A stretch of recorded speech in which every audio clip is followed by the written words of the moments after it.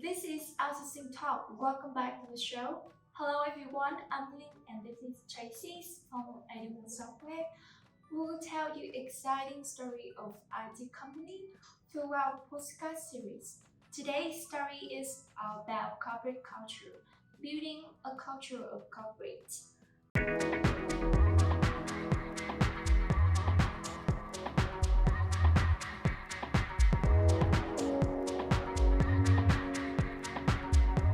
In this episode, we will give you an insight into some shape of corporate culture within the outsourcing industry. In this decade, you can see some differences between culture building in Western and Eastern countries. Hey Tracy, can you give us some ideas about building corporate culture in different company size?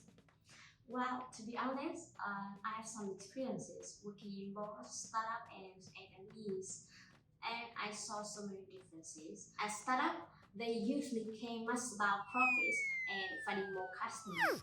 Like they are wondering what makes a startup successful. It can be like tenacity, the ability to pivot, market size, and traction. All of those are key criteria for evaluate the growth startup. So for me, when a startup has gone into their operation and have strong foundation, in this case they become SME. Though things might change suddenly, human resource will be the top priority. Every year, there are plenty of survey to evaluate the working environment in the top giants. Take a look at Google and Facebook. They all get high rank. It does not come naturally, isn't it? What about you, Lynn? Have you found any research about this? Yeah, I have found something about giant tech companies. Google offer mobility within the company. You might think professional career mobility is something that company want to avoid, since it can add operational costs. But Google staff can work based on their strengths and weaknesses. I think it is a great way to retain employees and make them enjoy the working environment. I will show you the graph of top 10 best company for corporate culture. All of them are based on Western countries. They are Microsoft, IBM, Google, and HubSpot, and etc. This annual ranking is based on anonymous employee rating for 70,000 companies over 12-month periods for March 2021 to March 2022. Well, look at the graph. I see that there is no Asian company on the list, isn't it? Yes, that's right. There are not any Asian company on the list. What happened to us? There's a question why Western companies have retained their spot in the top 10 for so many years. Top Britain's company on the list definitely offer numerous benefits for their employees. Almost all employees spend most of their time sitting in the office. It might affect their health since they sit all the time. To avoid this, Google gives stand-up tables for employees. It's like developers will sit to work in the morning and in the afternoon they stand up for coding. It seems so weird, but it does work for their health. Combining between sitting and standing up for work reduces the risk of obesity, cardiovascular, cancer, and more. Wow, developer can stand up for coding. That's so interesting. Well, I see you have told about success story of corporate culture. So how about failure? Do you find the case? Yes, there's a story that I read last week. It's about criticism at work, American and career. An American moved to these office brands in Seoul, South Korea for work. He started criticizing his subordinate in front of other employees. That's made his subordinate feel like stressed and embarrassed. So I know in the American criticism at work is common. However, it does not work in Asian workplace like Korea.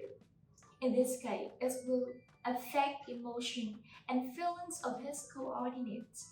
So finally, this American manager should change the way he treats his employees when working in Korea. Tracy, So many excellent corporate culture out there. I just wonder how we can choose the right corporate culture for our company. I have to say, executing corporate culture should not be too overexerting. Bringing the best to your corporate culture is good, but we can do it 100% in reality or not. So that's the point. We should consider specific characteristic and necessity of a corporate culture as fundamental. I'm pretty sure that it will bring fruitful results rather than applying everything.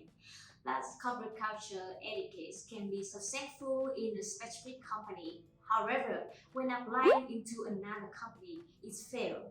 You're absolutely right. We have talked about success and failures of corporate culture in Western country, right? So what about Asian companies? I think Asian firms fight hard to be reactive to employees' needs, or they do not complete the state of setting rules for how to navigate the new world of work that we're living in.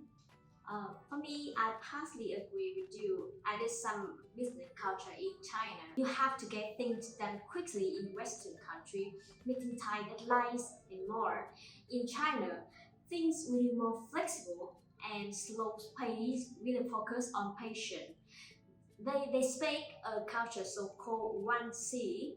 In this case, Chinese staff are so afraid to criticize others. In this case, they want to speed up the workload.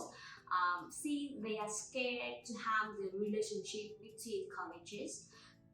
Like in China, employees are forced to follow their boss' command even after work to exchange their time to promote in work. It seems to be strange compared to many Western countries. I see your point. We can clearly see the corporate culture in Japan compared to Western side. It's about napping at noon. In Japan, many companies provide comfortable sleeping areas for their workers. Napping at noon help them refuel energy to improve work performance in this afternoon. Although napping at work makes employees refreshed for this afternoon, it will cause some problems. Employees have to come back home late. Normally, it's about 6 p.m. to 7 p.m. So, coming home late probably will lead to a work life imbalance for most employees. Perhaps that will lead that is the reason why Asian companies are hard to be on the top. It's quite different from Western companies, right? Most Western workers do not have a habit of napping at work, so they want to come back home after work earlier. Well, that's probably so over corporate culture in Western and Eastern country. We want to share some change of building corporate culture recently. COVID-19 pandemic had changed the world dramatically, so there will be a change of the corporate culture shift post-pandemic.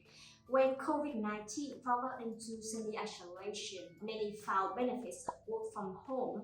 Companies saw that productivity of their employee does not fall, and for many, the work from home policy saved their operation costs compared to traditional office. Some companies choose to work from home during the pandemic, and after that, some of them do not. Yet that's happening now. In Vietnam, large companies like FPT are still applying work from home policy even when the pandemic restriction is over. One of my friends, an IT contour in FPT, she and her project teams has worked from home since April 2021, and she said that's how companies still apply work from home for some departments and some project teams.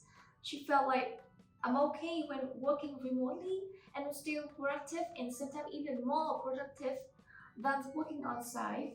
And she hoped that her company will continue applying work from home policies as soon as possible. While working from home at the moment sounds interesting, right?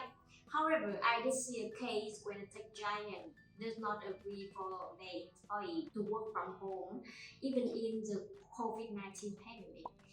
Tesla CEO Elon Musk say remote work is no longer acceptable for Tesla employee. He continued, any who wish to do remote work must be in the office at least 40 hours a week.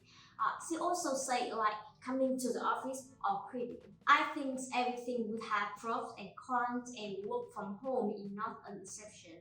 So last but not least, all organizations, whether they are for profits or not for profits, will have to have a sense of corporate culture.